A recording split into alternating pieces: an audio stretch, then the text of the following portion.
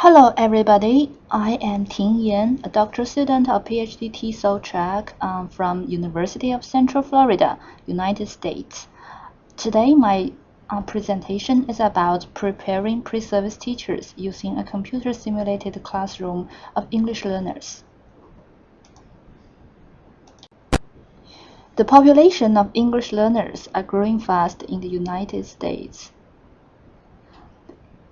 According to the data from National Center for Education Statistics 2013, a diverse population of English learners continues to grow nationally and is currently at approximately 10%.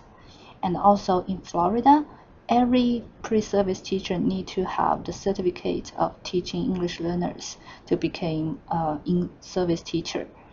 So, as the diversity of our students' population grows, there's an increasing need to prepare our pre-service teachers to equip themselves with the knowledge of different cultural backgrounds and skill to communicate with students of different language proficiency levels. To fill the gap between what the students learn in class and their in-classroom service, we introduced simulated classroom with digital characters. That is the Teach Live. The Teach Live simulation is a mixed reality computer simulation used to give pre-service teachers a venue to hone their teaching skills without practicing on real children. Okay, this is a simulated classroom of a middle school. And we can see there are 5 students there. Edith, Edgar, and Tassir are our English learners, while Sean and Kevin are the native-speaking students. The camera on the simulation can capture movements.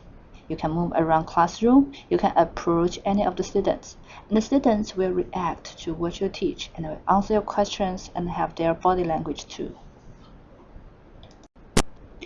Our English learner avatars are called the Teach Live EL, as Edith represents the beginning level of English learners. She's from Mexico and she has been in the United States for 1 month. And Edgar represents intermediate level student. He's from Puerto Rico. His first language is also Spanish and he has been here for 6 months. And Tassir, she represents advanced level student. She's from Saudi Arabia. She does not speak much Arabic now, and he has been in the States for 18 months. Mine is a qualitative study. The data is collected from observation notes from 5 classroom workshops and 20 sections of mini lesson plans. I also interviewed the director of Teach Live, the instructor, and we also got questionnaire for pre-service teachers who attended the Teach Live workshop and mini lesson plan sections. This is the MEC data from the classroom workshop. We brought the Teach Live screen to classroom, and the instructor will give a short lecture about leveled questions. This is a basic idea how to communicate with students, the English learners of different proficiency level. And after the short lecture, each group of our pre-service teachers will be given a picture, and they're going to ask leveled questions based on those pictures. Here are some basic tips of leveled questions for English learners. For the beginning level, the questions should always tangible. You can point and show what you're asking.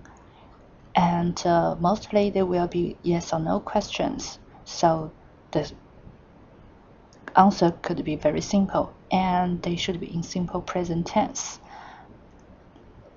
And for intermediate level students, you can use simple present, simple past, and simple future tense. And you can give very simple description and explanation.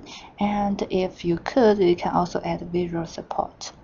And for advanced level, you should try to use more complex tenses and moods to help them build up their academic English and especially the formal expressions. So it could also include the complex analysis, justification, evaluation, and so on. And here is the metadata from the sessions of mini lesson plan.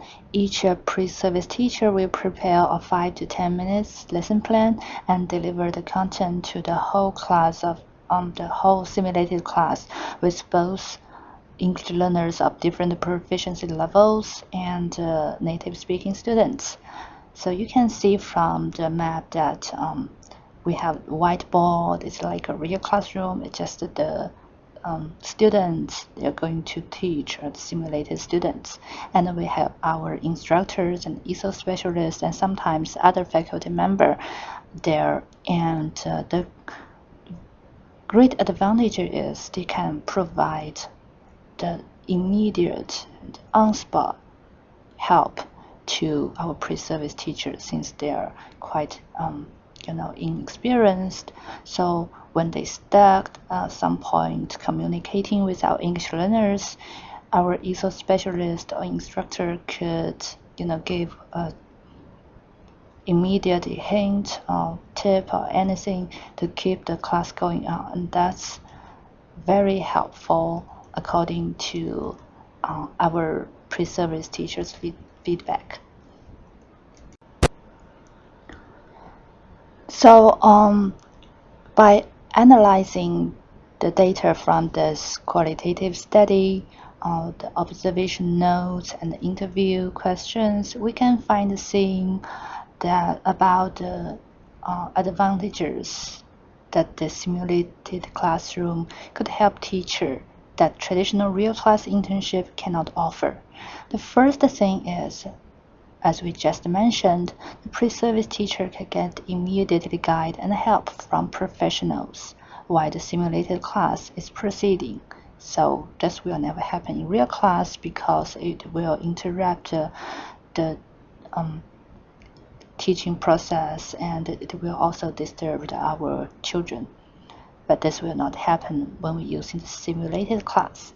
And the second thing is the students can go back to the same scenario and practice different teaching and communication strategies. For example, if there's a classroom management issues there and the students think they didn't handle it well, and then you find out, I could do this better by using this and that strategies, and they can go back to the same scenario and try it again. And some other benefits including build up confidence, feeling of security and protected privacy, and etc.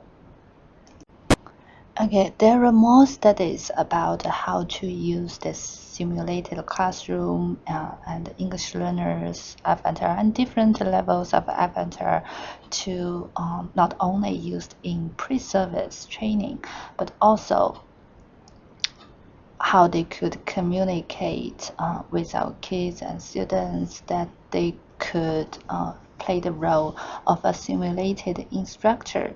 So we are also going to do some further studies about how could our English avatar communicate with English learners as a peer. And okay, so that's all for this presentation, and thank you very much for your attention.